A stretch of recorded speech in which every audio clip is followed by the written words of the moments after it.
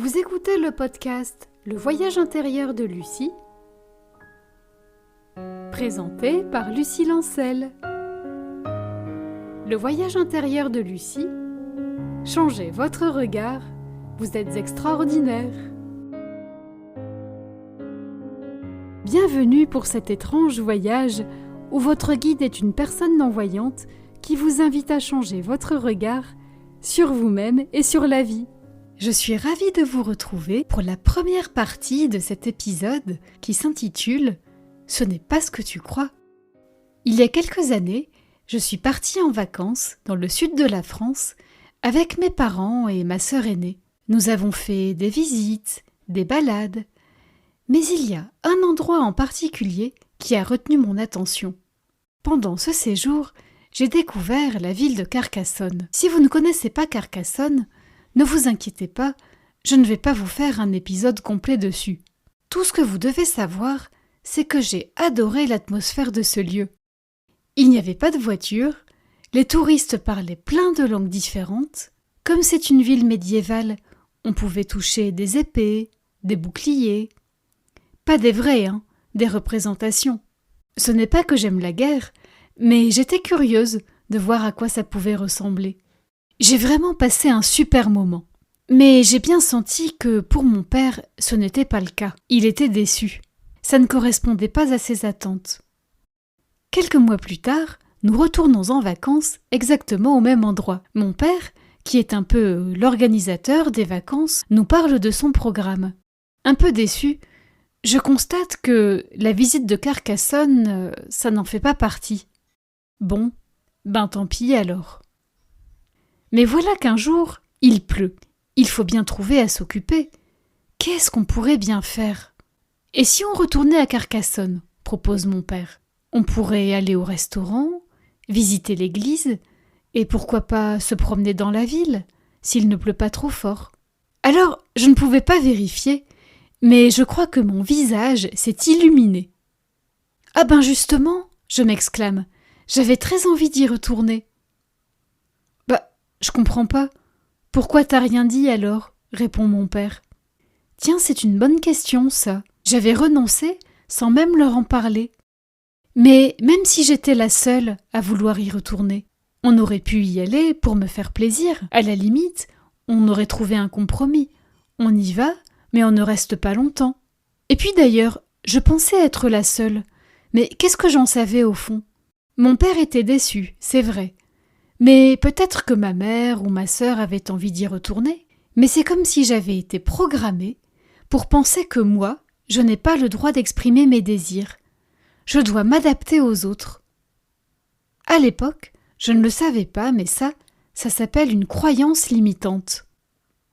Une croyance limitante, c'est quelque chose qu'on croit, sur nous-mêmes, sur les autres ou sur la vie. On dit qu'elle est limitante parce qu'elle nous empêche d'avancer, de faire ce qu'on a envie de faire. Dans les épisodes précédents, j'en ai mentionné plusieurs. Je suis un poids pour les autres. Je n'ai pas de valeur, je ne vaux pas la peine qu'on me respecte. Demander de l'aide, c'est mal. Mais il en existe plein d'autres. Je n'ai jamais de chance. La vie est un combat. La vie est difficile. Je n'ai pas le droit de me tromper. Je ne suis pas à la hauteur. Le monde extérieur est dangereux, etc. Ces croyances limitantes, c'est comme des programmes, des logiciels dans notre cerveau. D'ailleurs, on parle aussi de programmes inconscients. Sans que nous en ayons conscience, tout ce qu'on vit, les situations, les échanges avec les autres, tout ça c'est analysé, interprété par ces logiciels. Ensuite, on reçoit le résultat sous la forme d'une émotion, d'une pensée. Comme tout se passe dans l'inconscient, on ne reçoit jamais la croyance telle qu'elle, d'où la difficulté. Donc si on reprend mon exemple avec ma famille, ça s'est plutôt bien terminé. Mais imaginez maintenant que je suis avec des amis et on veut choisir une sortie. On va au cinéma ou au bowling ? Moi, j'aimerais mieux aller au cinéma. Mais quelqu'un prend la parole avant moi. Oh, on peut aller au bowling, ça fait longtemps. Mon programme « Je n'ai pas le droit d'exprimer mes désirs » se déclenche. Le résultat me parvient sous la forme d'une émotion, de la colère, qui peut après se transformer en tristesse. Il peut aussi y avoir des pensées. C'est toujours la même chose. C'est toujours à moi de m'adapter. On fait toujours plaisir aux autres et jamais à moi. Mais la vérité, c'est que quand mon programme se déclenche, je me mets en retrait. Je ne donne pas mon avis. Ou alors je dis « on fait comme vous voulez, je vous laisse décider ». Ces programmes inconscients ou ces croyances limitantes, ça va créer des conflits intérieurs entre le cœur qui a ses désirs et la tête qui dit qu'il faut se taire. Moi, j'ai découvert les croyances limitantes lors d'une série d'ateliers organisés par ma grande sœur quand elle se lançait en tant que coach. Pendant les premières séances, elle nous a d'abord demandé de penser à nos rêves. Si tout était possible, que ferions-nous ? Ensuite, nous avons travaillé sur les obstacles qui nous empêchaient de les réaliser. À ce moment-là, j'ai réalisé que j'avais très envie d'apprendre à chanter.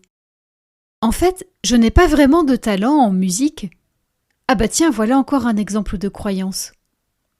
Mais quand je suis seule dans ma cuisine, que mon four est allumé, qu'il fait plein de bruit et qu'il couvre ma voix, je me surprends à fredonner, un peu comme si ma voix voulait sortir, mais que quelque chose la retenait. La première croyance que j'ai démasquée, c'était « j'ai le droit de prendre des cours de chant, même si je ne veux pas devenir une grande chanteuse ». Autrement dit, j'ai le droit d'écouter mes envies. Je finis par trouver un coach vocal. Je fais des exercices avec ma voix, ça me fait du bien, mais quand je rentre chez moi, rien ne change. Ma voix ne sort pas. Il m'a fallu un moment pour comprendre que j'avais une autre croyance limitante, un autre programme inconscient, que je devais changer.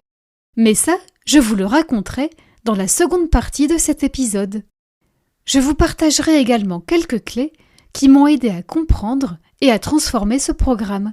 Pour le moment, c'est terminé, mais si vous trouvez que ce n'est pas très clair ce que je raconte, ou si vous avez envie d'échanger avec moi, n'hésitez pas à me contacter. Vous pouvez me laisser un petit message sur la page Facebook du podcast ou sur ma chaîne YouTube.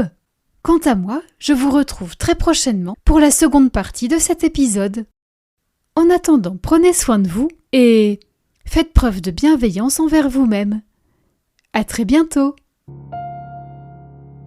Merci de m'avoir écouté. C'était le voyage intérieur de Lucie.